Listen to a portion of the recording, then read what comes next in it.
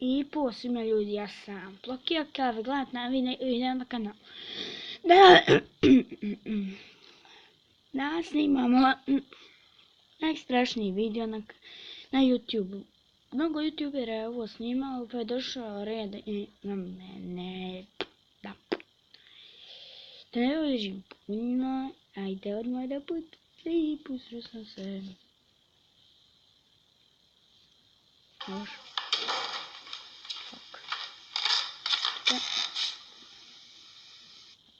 Nešto je ovaj.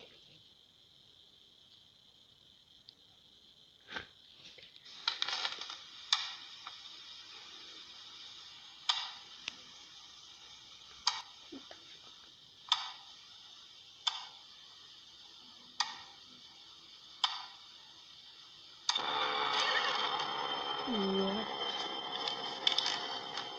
Fuck. Uvijek sam zalezio, zato što sam se ustro. Znate se, bude ono strašni, to jest, ja sam ustrahovan, ne volim strašno.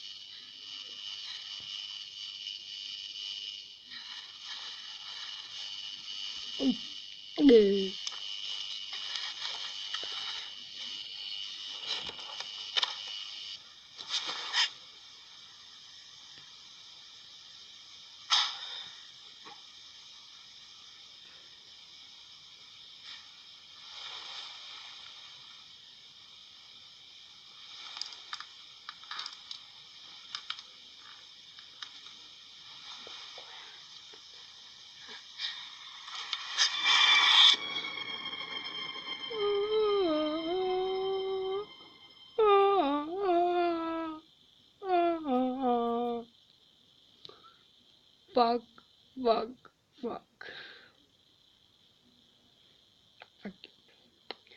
Ljudi, vidjeli ste vi ovaj klip koji sad se ja usro sam se ja.